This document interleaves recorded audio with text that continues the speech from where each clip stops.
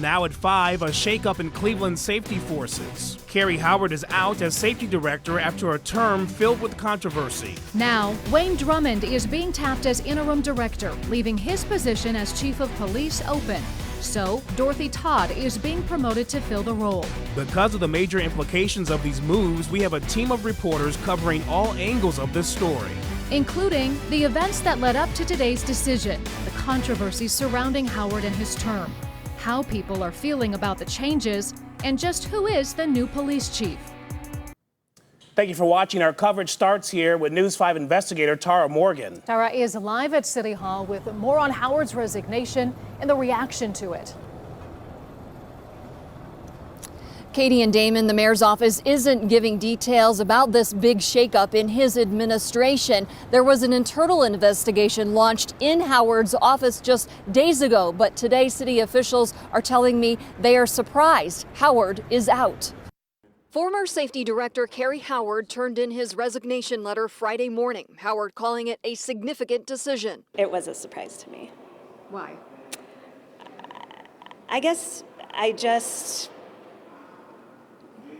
don't know. I was not expecting a resignation from him. I wish him the best of luck. Mayor Bibb put Police Chief Wayne Drummond in the role as acting safety director and Deputy Chief Dorothy Todd as the new police chief. Howard's resignation comes days after an internal investigation was launched surrounding Assistant Safety Director Jakimah Dye. The investigation involves city HR and law department.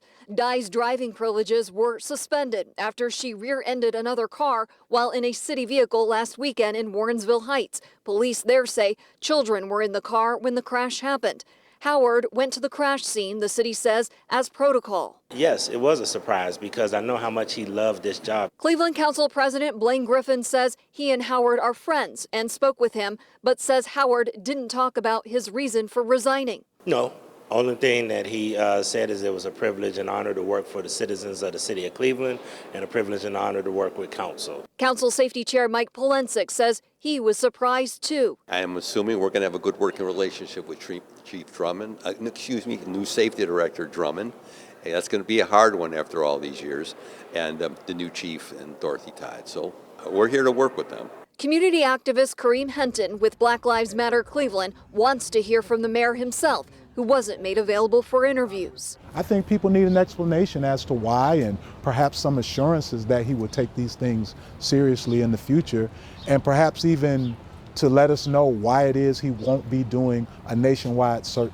Why isn't the mayor talking about this? I think the mayor is happy to discuss the changes. We were hoping to do something later when both Chief Todd and Chief Drummond are sworn in. And the swearing in for Drummond and Todd has not been scheduled. Live at City Hall, I'm News 5 investigator Tara Morgan. A lot of questions we know you'll keep asking. Tara, thank you so much. And tonight we are learning new details about that crash involving Cleveland's Assistant Director of Public Safety last weekend. News 5 investigator Scott Knoll has been digging for answers all day and has information now on how this may all be connected. Yeah, late this afternoon, we got the police report and police video from that crash. Warrensville Heights police releasing it in response to our public records request.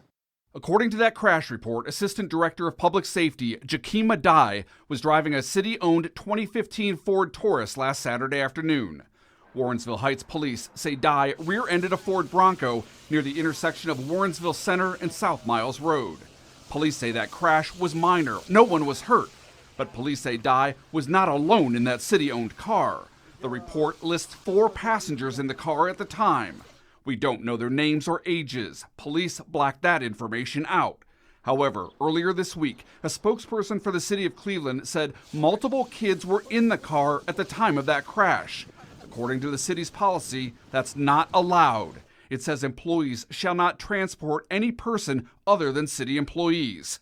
We also know Carrie Howard responded to the scene of that crash. And just yesterday, the city confirmed to News 5 investigators that Howard was the subject of an internal investigation into what was labeled commuter policy oversight.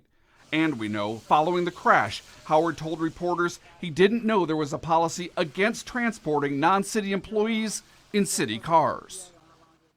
Warrensville Heights police list Dye as the at-fault driver in the crash, but the chief tells me it remains under investigation and she has not been cited. The city of Cleveland is also investigating what happened too. Until that wraps up, we're told Dye is not allowed to drive city vehicles. Reporting live, I'm News 5 investigator Scott Knoll.